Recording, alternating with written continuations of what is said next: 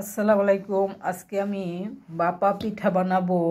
আতপ চালের গুঁড়া নিয়ে নিছি।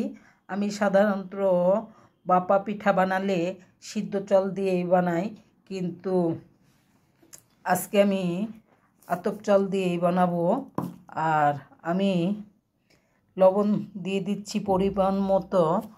আমি এখন পানি দিয়ে গুলে আধা ঘন্টার জন্য রেস্টে রেখে দেব।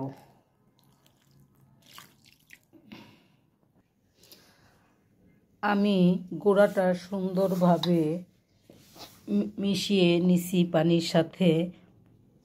যখন আমি পিঠা বানাবো তখন আমি চেলে নিব।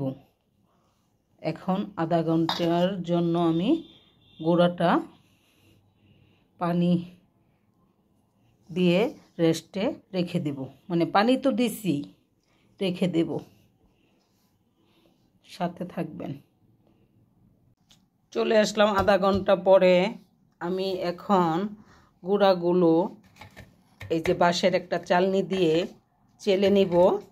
আর খেজুরের গুড় কেটে নিছি। আর আমি এটা দিয়ে বাপা পিঠা বানাবো। আর এই লবণের বাটি দিয়েও খুবই সুন্দর পিঠা হয়, আমি এটা দিয়েও বানাবো। আর এখানে নেট জালি আমি বিকালবেলায় দইয়ে শুকিয়ে রাখছি। আর এখন আমি গুঁড়াগুলো চেলে নিই। অল্প অল্প করেই চেলে নিতে হবে, না হলে শুকিয়ে গেলে পিঠা ভেঙে যাবে। আমি চুলাতে আগেই পানি বসিয়ে রাখছিলাম, পানিটা গরম হয়ে গেছে।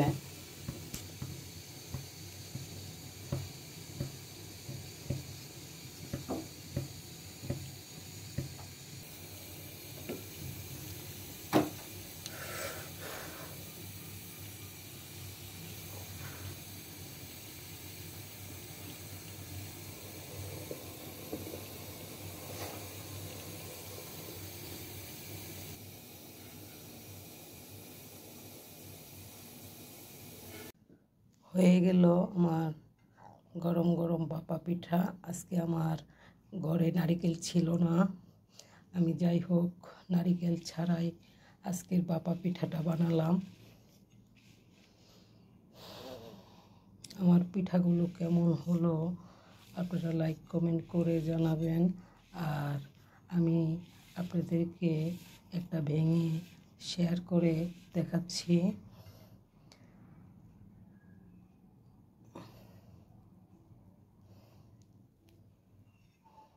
এই যে আমার পিঠাটা।